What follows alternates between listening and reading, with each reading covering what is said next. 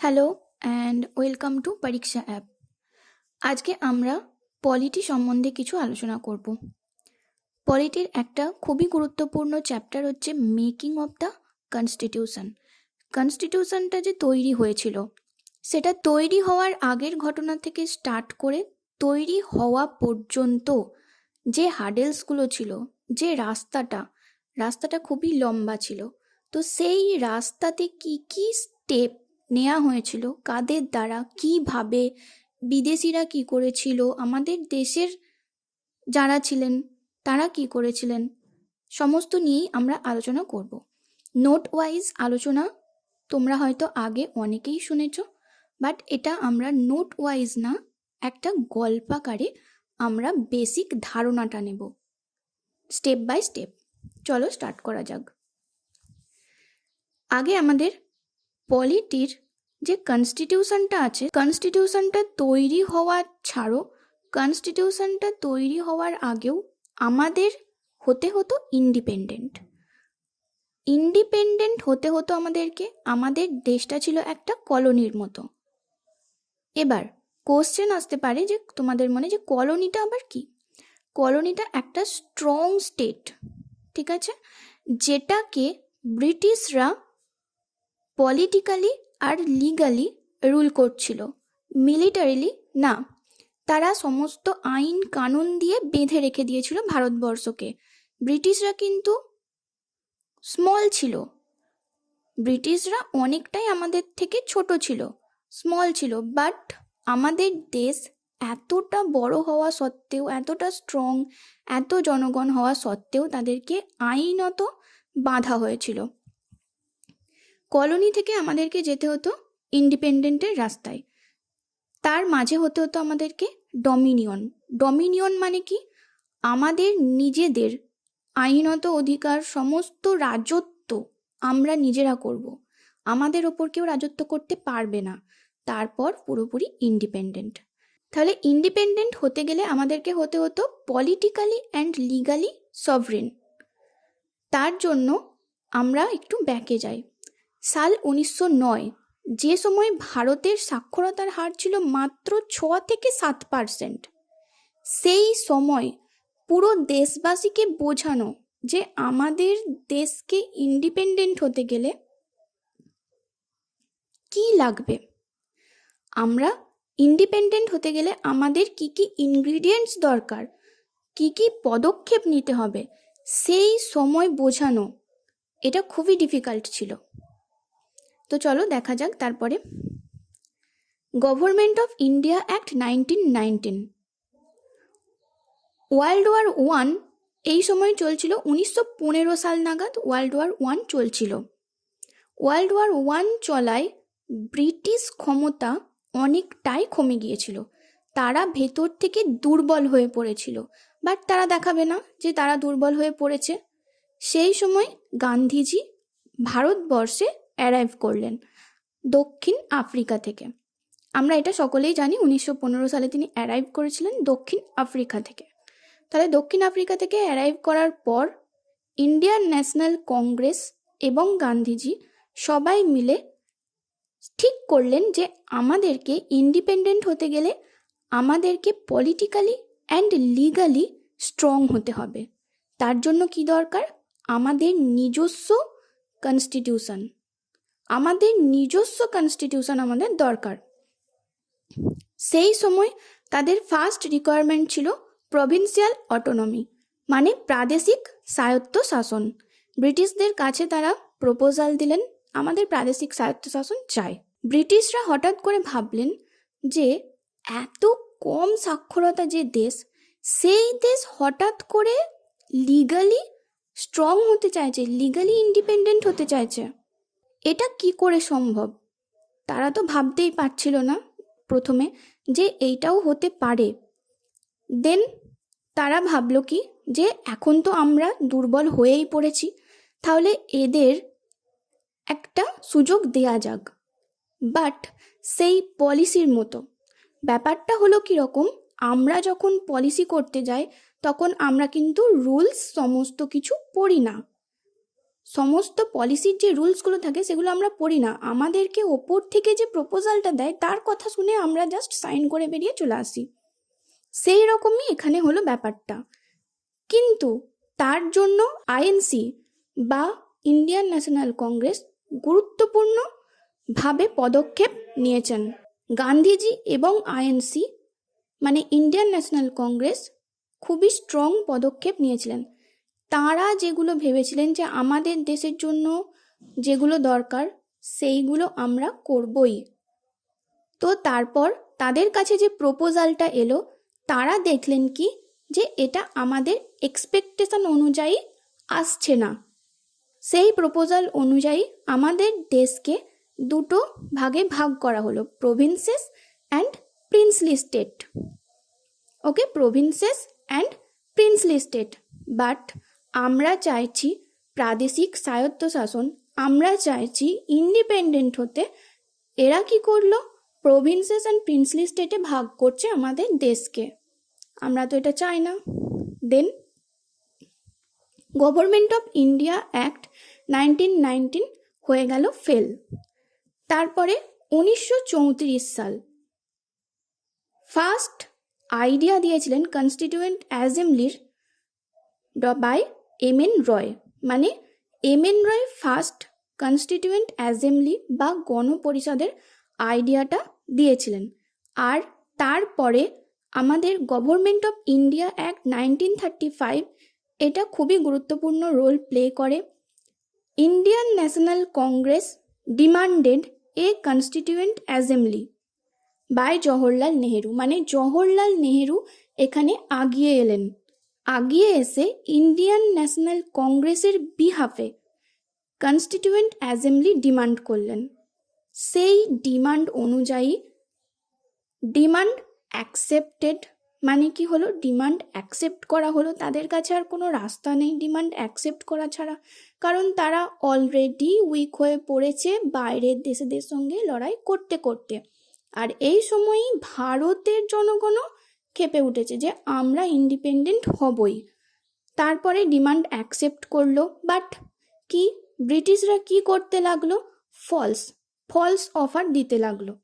তারপরে August offer 1940, 1940 সালে August offer দেয়া হলো। সেই আগস্ট অফারকে ফ্রুটফুল করার জন্য এসেছিলেন স্যার স্ট্যাফোর্ড ক্রিপস। তিনি একটা ক্যাবিনেট নিয়ে এসেছিলেন। তার মধ্যে সেই ক্যাবিনেট মিশনটা 1942 সালে আমাদের দেশে এসেছিল। তার মধ্যে 3 জন এসেছিলেন। 3 জনের নাম হচ্ছে স্ট্যাফোর্ড ক্রিপস, এ.ভি. আলেকজান্ডার আর হচ্ছে পেথিক লরেন্স। তারপরে তারা বলেছিলেন কি কনস্টিটিউশন টু বি অ্যাডপ্টেড, মানে কনস্টিটিউশন অ্যাডপ্ট করা হবে। তারপরে বাট একটা শর্ত রয়েছে। এবার আবার ওরা চালাকি করতে লাগলো, শর্ত দিল। কি শর্ত? কংগ্রেস তখন দুটো মেন দল ছিল ভারতের, একটা হচ্ছে আইএনসি আর একটা হচ্ছে মুসলিম লীগ। মানে ইন্ডিয়ান ন্যাশনাল কংগ্রেস আর মুসলিম লীগ। ইন্ডিয়ান ন্যাশনাল কংগ্রেসে যারা ছিলেন তাদেরকে আমরা অলরেডি জানি, আর মুসলিম লীগের হেড ছিলেন মোহাম্মদ আলী জিন্নাহ সাহাব। এদের দুজনকে মত দিতে হবে। তাহলে স্ট্যাফোর্ড ক্রিপস এলেন, চালাকি করলেন, শর্ত দিলেন। কি শর্ত দিলেন? মুসলিম লীগ আর কংগ্রেসকে দুজনকে মতামত এক হতে হবে, দুজনের মতামত। আর একটা কি শর্ত দিলেন? ওয়ার্ল্ড ওয়ার 2 শেষ হওয়ার পরে আমরা তোমাদের এটা করে দেব, তোমাদের যা যা প্রস্তাবনা রয়েছে আমরা সব করে দেব আফটার ওয়ার্ল্ড ওয়ার 2। তখন এনারা কি ভাবলেন, আইএনসির লোকেরা কি ভাবলেন যে সেই একটা ব্যাপার আছে, রাম কবে বনবাসে যাবে তবে ভরত সিংহাসনে বসবে। কংগ্রেস ভাবলেন কি এইরকম ভাব চললে তো চলবে না। তারপরে কি করলেন? মুসলিম লীগ রিজেক্ট করে দিলেন, এই শর্ত তারা মানতে চাইছিলেন না। They wanted to separate constituent assembly. Mohammad Ali Jinnah সাহেব আবার কি করলেন? তিনি বললেন আমাদের আলাদা কনস্টিটিউশন চাই, আমরা কংগ্রেসের সাথে থাকতে চায় না কোনো মতে। যখন এটা মুসলিম লীগ রিজেক্ট করে দিল, তাহলে এটা কি হলো? এটা স্যাটিসফাইড হলো না, এটা ফ্রুটফুল হলো না। তারপরে ক্রিপস মিশন ফেল হয়ে গেল। ক্রিপস মিশন ফেল হয়ে গেল, তারা ব্যাক করে গেল আবার। তারপরে ফাইনাল স্টেপ বাই গান্ধীজি। যখন দেখলেন গান্ধীজি যে মুসলিম লীগ আমাদের সঙ্গে কোনোভাবেই আসতে চাইছেন না, তেনারা কি করতে চাইছেন? সেপারেট কনস্টিটিউশন চাইছেন, সেপারেটভাবে নিজেদের আইন, নিজেদের কানুন বানাতে চাইছেন। তাহলে এভাবে তো সম্ভব না, তাহলে আমাদেরকে আমাদের জন্য লড়তে হবেই। তিনি কুইট ইন্ডিয়া মুভমেন্ট করলেন, ডু অর ডাই। এই মুভমেন্টেই তিনি ডাক দিয়েছিলেন ডু অর ডাই। তারপরে এইটা খুবই এফেক্টেড ছিল। দেখো, ভালোভাবে বুঝে দেখো, একদিকে কনস্টিটিউশন তৈরি হবে, আমাদের চাই কনস্টিটিউশন, আর একদিকে কি হচ্ছে? ইন্ডিয়ান ন্যাশনাল কংগ্রেসের বিহাফে গান্ধীজি একের পর এক মুভমেন্ট করতে থাকছেন। যেহেতু আমরা জানি যে আফ্রিকা থেকে ফেরার পর গান্ধীজি একের পর এক মুভমেন্ট করে গেছেন, সেই একের পর এক মুভমেন্ট করছেন, আর একদিকে কি? কনস্টিটিউশন আমাদের চাই। Next, 1945 world war two end. Finally world war two end হলো, এবং সেটা ইংল্যান্ডকে খুবই দুর্বল করে দিল, খুবই দুর্বল করে দিল। সেকেন্ড ক্যাবিনেট মিশন 1946 অফার এলো, ক্যাবিনেট মিশন দ্বিতীয়বার আবার এলো। ফার্স্ট ক্যাবিনেট মিশন যখন এসেছিল তখন কি বলা হয়েছিল? যে কংগ্রেস আর মুসলিম লীগ দুজনকেই সহমত থাকতে হবে। সেটা তো হলো না। মোহাম্মদ আলী জিন্না সাহেব রিজেক্ট করে দিলেন, বললেন আমাদের আলাদা কনস্টিটিউশন চাই, আমরা এটা চাই না। তাহলে first mission failed.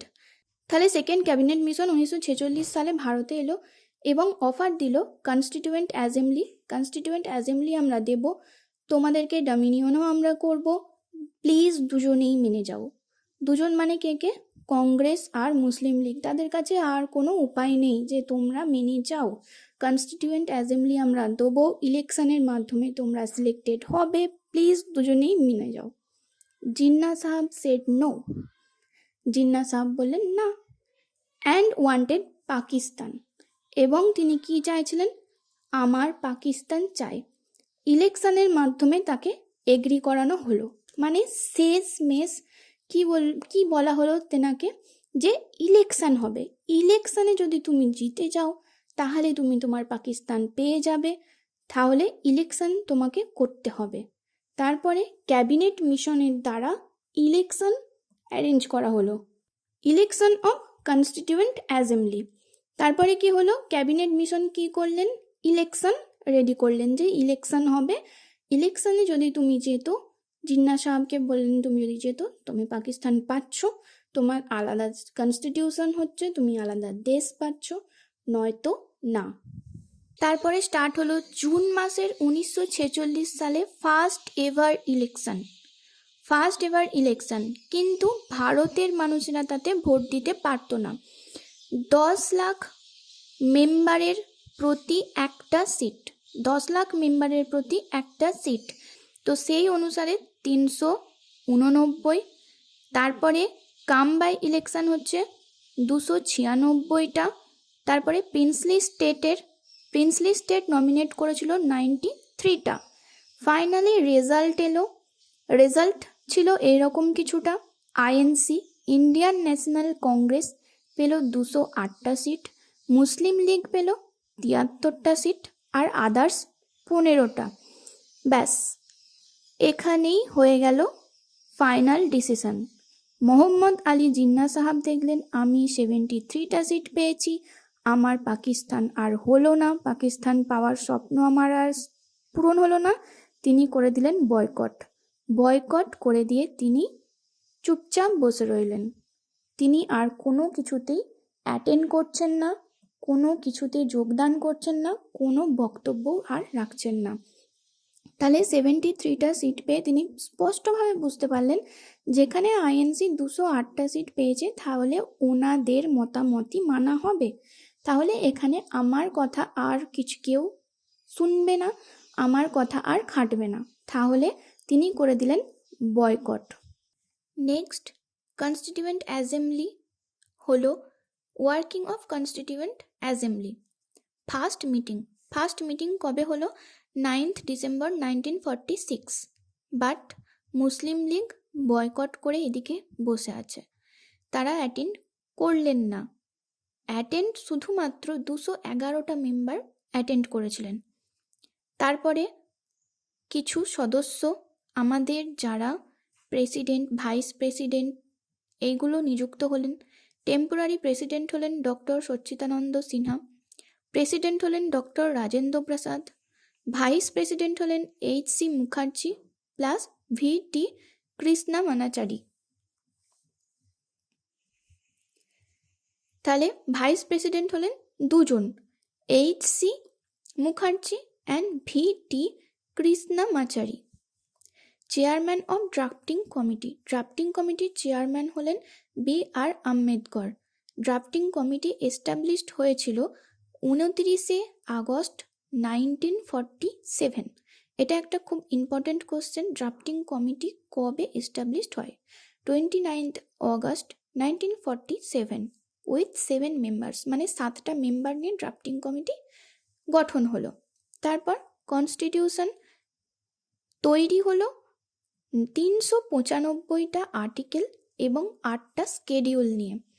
On 13th December 1946 Jawaharlal Nehru moved, মানে কি এই দিকে আমাদের কনস্টিটিউশন তৈরির কাজ স্টার্ট হয়ে গিয়েছে, আর এই দিকে মোহাম্মদ আলী জিন্নাহ সাহাব বয়কট করে বসে আছেন। যেহেতু ইন্ডিয়ান ন্যাশনাল কংগ্রেস তখন রুল করছেন আমাদের দেশেতে, তো তখন জওহরলাল নেহেরু ভাবলেন যে আমাদেরই তো বন্ধু, আমাদেরই তো দেশের লোকই, তো তাহলে তেনার কথা আমরা না ভেবে পারি কি করে? তিনি জিন্নাহ সাহাবকে আবার কল করলেন মানে ডাকলেন, মানে ফোন করলেন সেটা কিন্তু না, তিনি ডাকলেন। তাহলে কি হলো? কিন্তু জিন্নাহ সাহাব তিনি এলেন না। দেন ফেব্রুয়ারি 1947 newly elected PM of England, মানে 1947 সালে ইংল্যান্ডের নতুন ইলেক্টেড হয়েছেন যে PM, তিনি তখন একটা রেডিওতে অ্যানাউন্স করে দিলেন যে জুন 1948 নাগাদ আমরা ভারত ছেড়ে চলে যাব। হয়ে গেল মাথা খারাপ। এতদিন ভারতবর্ষ থেকে বলা হচ্ছে যে তোমরা চলে যাও, না শুনে এতদিনে ওরা নিজের থেকেই বলছে আমরা চলে যাব, ডেট বলে দিচ্ছে, মাস বলে দিচ্ছে। তার রিজন কি দেয়া হলো? যে কনস্টিটিউশন তৈরি হয়নি এখনো, আর হিন্দু মুসলিমের লড়াইয়ের সম্ভাবনা আছে। ব্যাস, এদের রিজনটা এইগুলো দিয়ে এদের আসল মতলবটা কি ছিল? আবার কোনো একটা মিশনকে আমাদের দেশে পাঠানো। ফাইনালি সেটাই হলো। তারপর লর্ড মাউন্টব্যাটেন এলেন এবং 3rd জুন 1947 তিনি একটা প্ল্যান দিলেন। সেই প্ল্যানের আন্ডারেতে তিনি জিন্নাহ সাহাবকে ডাকলেন, বললেন আপনার কি চাই? ফার্স্ট টাইম এভার তিনি বললেন পাকিস্তান, এবং না ক্যাবিনেট মিশন, না ক্রিপস মিশন। লর্ড মাউন্টব্যাটেন তৎক্ষণাৎ তাঁর আর্জি অ্যাকসেপ্ট করে নিলেন। তারপর আমরা একটা অ্যাক্ট পাস হতে দেখি, ইন্ডিয়ান ইন্ডিপেন্ডেন্ট অ্যাক্ট 1947। এই অ্যাক্টের আন্ডারে ব্রিটিশ গভর্নমেন্ট বলেন 15ই আগস্ট 1947 থেকে ব্রিটিশদের আর কোনো রুল ভারতবর্ষে থাকবে না। এবার স্বাধীনতার দিকে পা বাড়ালো ইন্ডিয়া এবং পাকিস্তান আলাদা আলাদাভাবে। এরপর দুজনের নিজেদের কনস্টিটিউশন স্টার্ট করবে, নিজেরা নিজেদের মতন করে নিজেদের কনস্টিটিউশনটাকে সাজাবে। তিনি বললেন কি, কোনো ভাইসরয় থাকবে না, তার বদলে হবে গভর্নর জেনারেল। যতদিন না ইন্ডিয়ার কনস্টিটিউশন তৈরি হচ্ছে ততদিন গভর্নমেন্ট অফ ইন্ডিয়া অ্যাক্ট 1935ই হবে তোমাদের টেম্পোরারি কনস্টিটিউশন। তারপর Finally, Constitution adopted on 26th November 1949. এটা থেকে অনেক কোশ্চেন আছে যে কোন দিন অ্যাডপ্টেড হয়েছিল। অ্যাকচুয়ালি কনস্টিটিউশনটা অ্যাডপ্ট করা হয়েছিল 26th November 1949, বাট এই দিন কিন্তু সমস্ত আর্টিকেলগুলো কেম ইনটু ফোর্স হয়নি। ঠিক আছে, তো তাহলে দেখে নিচ্ছি আমরা। 395টা আর্টিকেল এবং 8টা স্কেডিউল ছিল, কিন্তু কেম ইনটু ফোর্স বা কার্যকরী হয়েছিল অনলি এই আর্টিকেলগুলো। সেগুলো কি কি? 5, 6, 7, 8, 9 এইগুলো কার্যকরী হয়েছিল, বাদ বাকিগুলো হয়নি। তারপরে রেস্ট অন 26th January 1950, মানে বাদ বাকিগুলো কার্যকরী হয়েছিল 26শে জানুয়ারি 1950 সাল। তারপরে এক্সপার্ট কমিটি অফ কংগ্রেস গঠন হয়েছিল। কংগ্রেসের একটা এক্সপার্ট কমিটি গঠন হয়েছিল। কনস্টিটিউশন তৈরির কাজ সারা, কংগ্রেসের কমিটি গঠন কমপ্লিট, বাট ক্রিটিসিজম এলো। ক্রিটিসিজম তো থাকবেই। তো ক্রিটিসিজমগুলো কি কি ছিল? যে এটা মানে ভারতের কনস্টিটিউশনটা নট এ সোভারেন বডি, মানে এটা একটা সার্বভৌম ছিল না। এটা সার্বভৌম ছিল না কেন? যেহেতু ব্রিটিশদের প্রপোজাল অনুযায়ী এটা তৈরি হয়েছে। নেক্সট আর কি কারণ ক্রিটিসিজমের মধ্যে? সেকেন্ড পয়েন্ট হচ্ছে Congress dominated. Obviously Congress dominated তো হবেই, যেহেতু কংগ্রেস 208টা সিট জিতেছে, সেই জন্য কংগ্রেস ডমিনেটেড ছিল। বাট যারা বলার তো তারা বলবেই। টাইম কনজিউমিং, মানে অন্যান্য দেশের কনস্টিটিউশন যেখানে 3 মাসে কমপ্লিট হয়ে যাচ্ছে, সেখানে আমাদের কনস্টিটিউশন তৈরি হতে অনেকটাই সময় লেগে গেছে। তাই টাইম কনজিউমিং ওয়ান অফ একটা রিজন। নট রিপ্রেজেন্টেটিভ ছিল না, তো এটাও আর একটা রিজন। তাহলে ক্রিটিসিজমের মধ্যে এই রিজনগুলো আমরা যোগ করে দিতে পারি। তাহলে প্রথম থেকে আর একবার আমরা যদি অত্যন্ত সংক্ষেপেতে যদি আমরা আর একবার রিভাইজ করতে চাই যে এতক্ষণ ধরে আমরা কি পড়লাম, তাহলে কি? গান্ধীজি অ্যারাইভ করলেন ভারতবর্ষে 1915 সালে।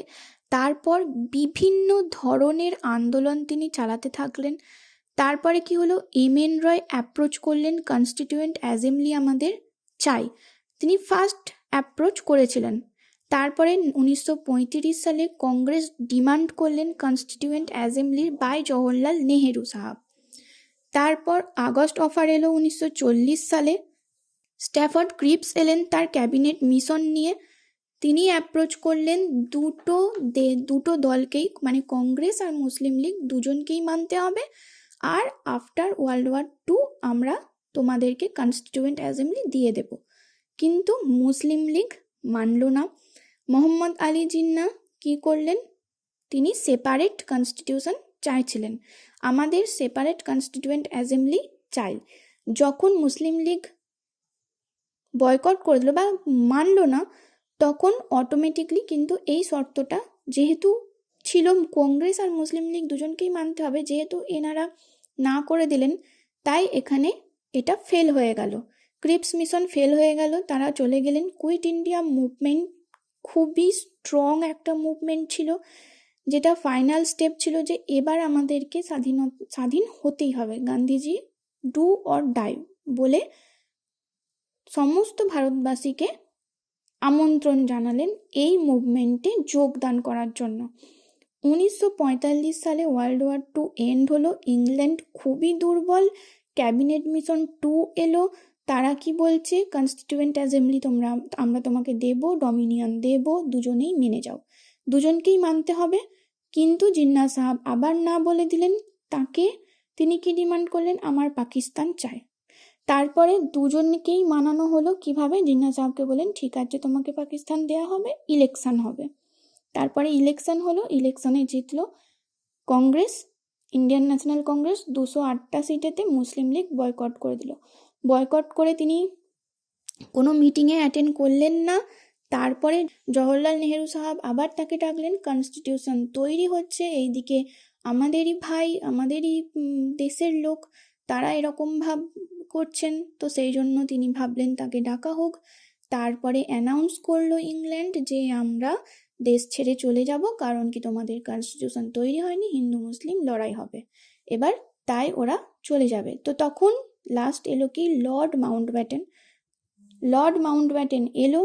লর্ড মাউন্টব্যাটেন আসার পর তিনি একটা অ্যাক্ট পাস হলো, ইন্ডিয়ান ইন্ডিপেন্ডেন্স অ্যাক্ট 1947, যেখানে কোনো ভাইসরয় থাকবে না, গভর্নর জেনারেল হয়ে যাবে যতদিন না পর্যন্ত কনস্টিটিউশন তৈরি হচ্ছে। তারপর ততদিন পর্যন্ত government of India act rule করবে। 1935 finally 26th November 1949 Constitution was adopted with 395 articles and 8 schedules, but only few articles came into force, are raised on 26th January 1950. Some criticism আমি সেগুলো আলোচনা করেই দিয়েছি। এতদূর পর্যন্ত তোমরা যেভাবে দেখো, আমি যেভাবে লিখে দিয়েছি এটা কিন্তু কোনো নোট না, এটা জাস্ট আমি স্টেপটা বোঝানোর জন্য করেছি। এই স্টেপগুলো যদি বুঝে নিতে পারো, তারপর লক্ষ্মীকান্ত পড়ো বা যে কোনো নোট পড়ো, যা খুশি বই পড়ো, কনসেপ্ট তোমাদের ক্লিয়ার থাকবে। আশা করি কনসেপ্ট তোমাদের ক্লিয়ার হবে। তো আজকের ক্লাসটা এখানেই সমাপ্ত করছি।